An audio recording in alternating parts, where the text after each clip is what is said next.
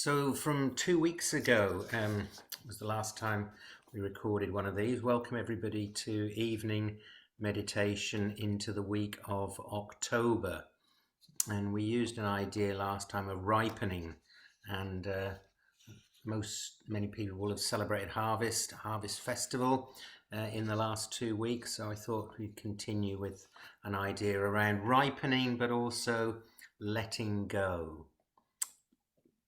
And I speak now as somebody over 60 years of age, and so I can honestly say that aging involves a change of gears from the first half of our lives.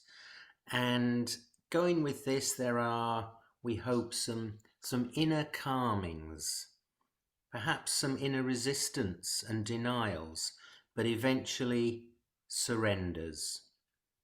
And all of them, by God's grace, work with our ever-deepening sense of who we really are. And using the metaphor of fruit and ripening, fruit reaches its full potential in ripening to nurture us and give us pleasure, give us joy. We might say that as fruit ripens, it fulfills itself in giving itself to us. And in a similar way, we do not undergo the transformative process of ripening for ourselves, but rather that our transformed presence might be a source of nurture to others. And so here in the quiet, just settle yourself wherever you're seating. Lower your gaze or close your eyes or use the image on the screen. And take 2 deep breaths.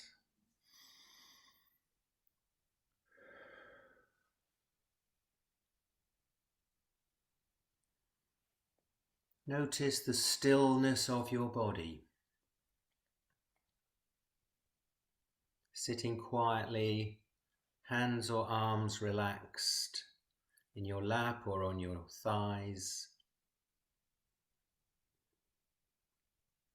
Turn your attention to the breath, the only part of you that you might physically notice moving.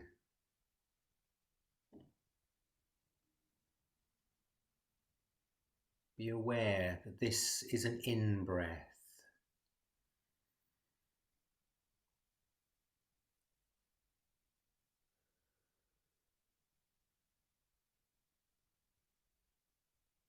And notice that this is an out-breath.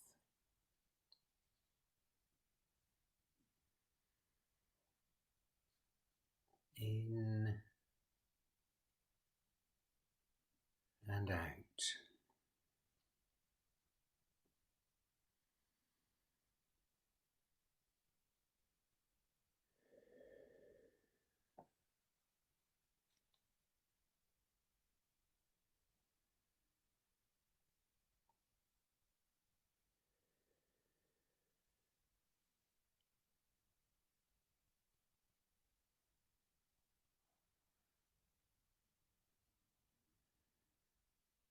Just going with that breath, and as you have more awareness of the breath, likewise take your attention to other parts of the body and just notice and name and give thanks. Just as your attention scans from your top of your head, the eyes, the mouth, the chin, the neck, the throat, shoulders, arms, chest, all the while the breath stilling and calming the waist, the thighs, lower legs and feet. And notice as you scan any parts that may be a bit tight. Maybe you're gripping. Maybe you're holding on. And if you can just direct the breath there and let go.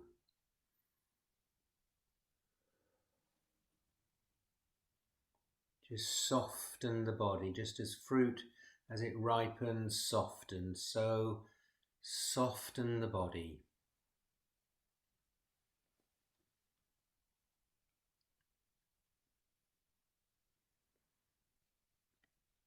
Richard Rohr says that ripening at its best is a slow, patient learning and sometimes a happy letting go,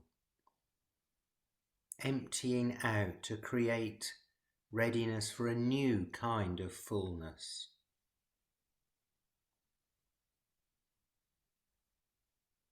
To live in trustful faith is to ripen.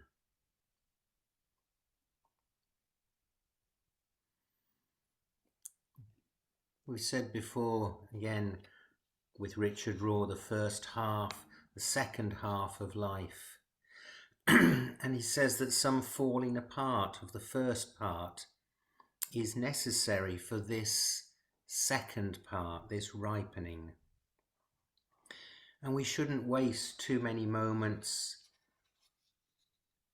lamenting, regretting any poor parenting, lost jobs, failed relationships, or a whole range of tragedies, because pain is part of our journey.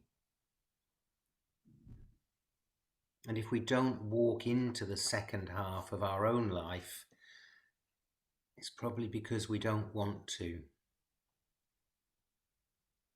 So let's deeply desire God, desire everything good.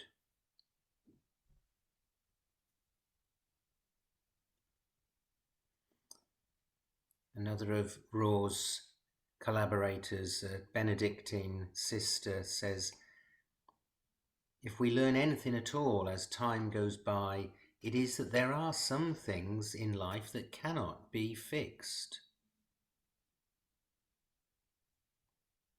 And we may think, has our life therefore been wasted? Has it all been for nothing? But she says, only if we mistake the meaning of the last period of life. It's not meant to solidify us in inadequacies or sense of failure. It's meant to free us to mature even more. An opportunity to grow into our true selves.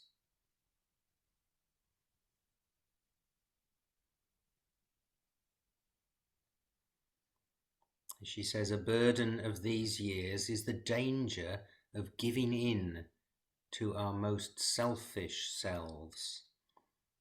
But a blessing is the opportunity to face what it is in us that has been enslaving us and to let it go.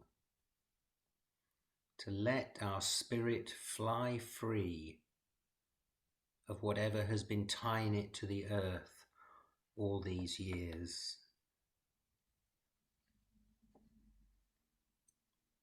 So with that idea of softening and ripening and looking forward, letting go, just return your focus to your breathing.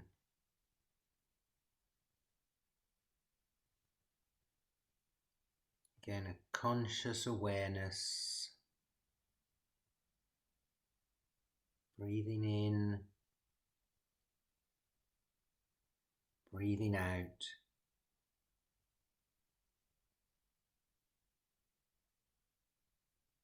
Breathing in, calm. Breathing out, calm.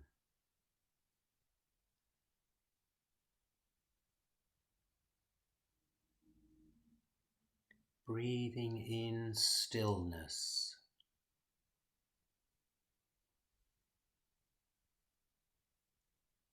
Breathing out stillness. Breathing in peace. Breathing out peace.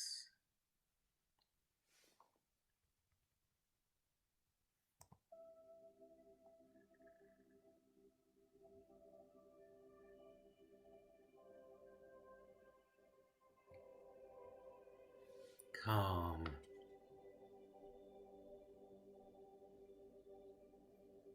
Stillness.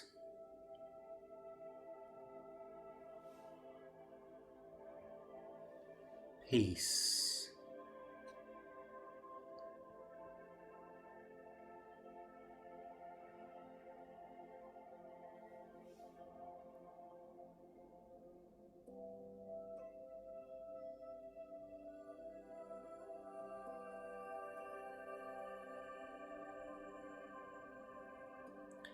I wonder, are there any thoughts or emotions though that are still dominating and preoccupying?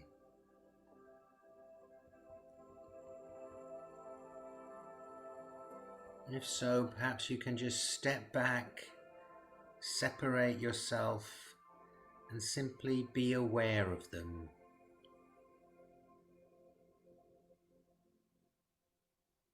And ultimately, let them go.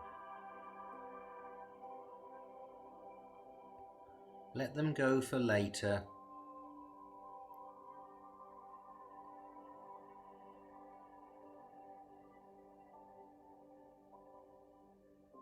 For this moment, breathing in calm, stillness, peace.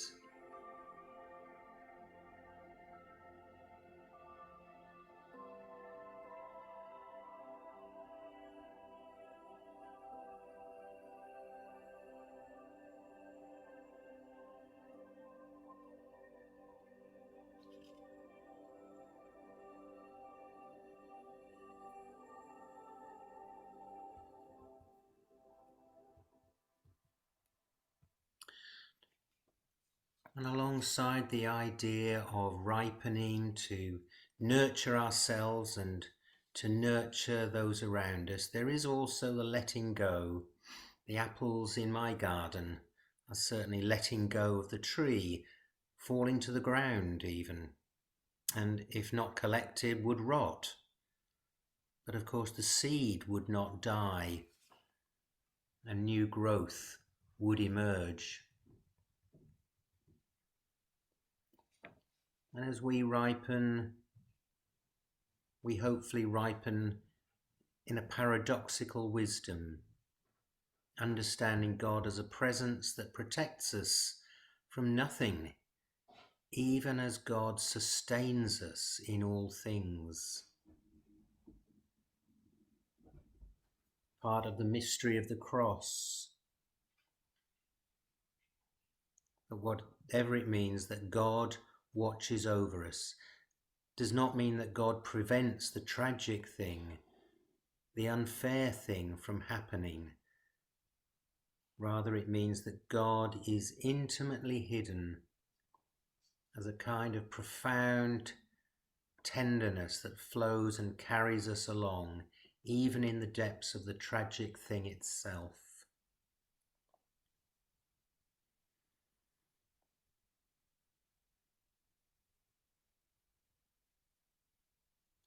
This idea of sustaining the paradox of holding and letting go is shown in a poem by Malcolm Guite.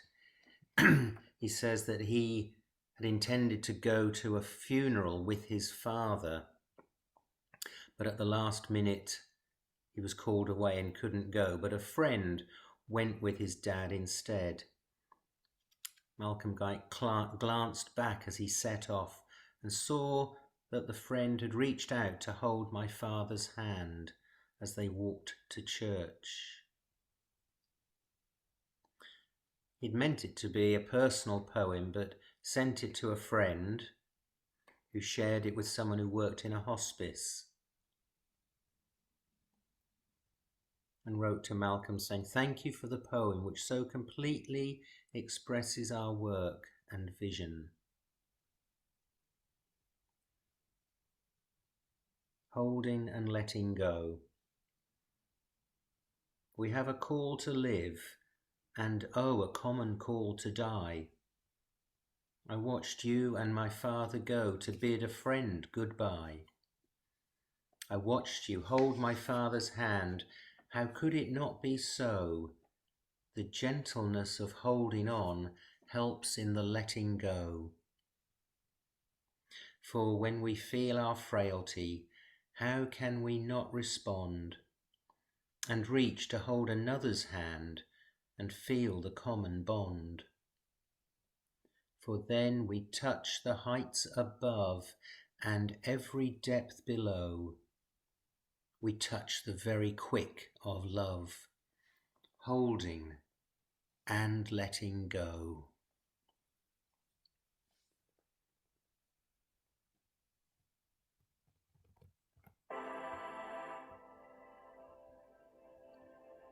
And so we move to our longer period of silence. That paradox of holding, maturing, and letting go.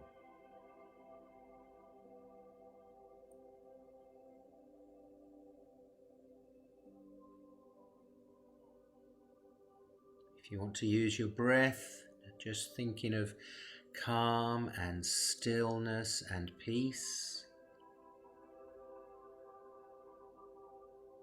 or to practice the observation of your thoughts and able to step away from them, or walk out in your mind's eye into the garden or to a lower room, to your heart center.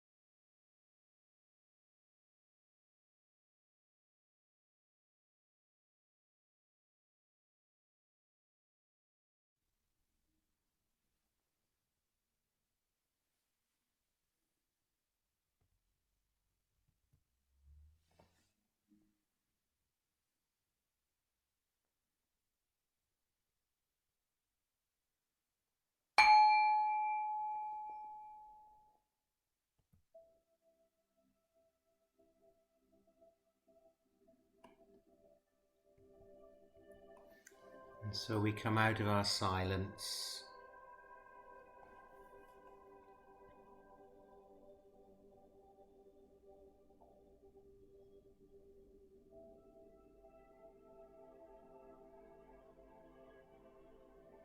gently opening your eyes if they've been closed.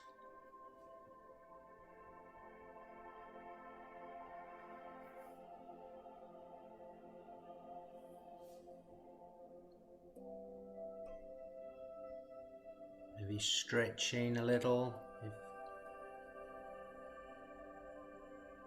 fingers and toes.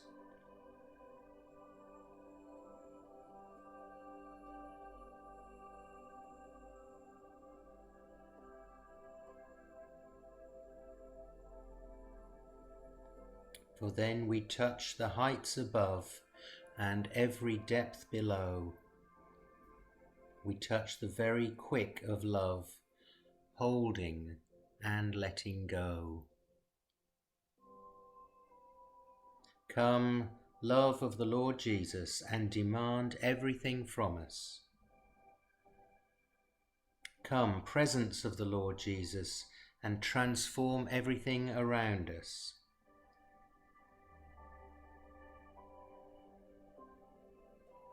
Come, breath of the Lord Jesus, and heal everything within us. Amen. And that's based on a woman's prayer of Australia's first people.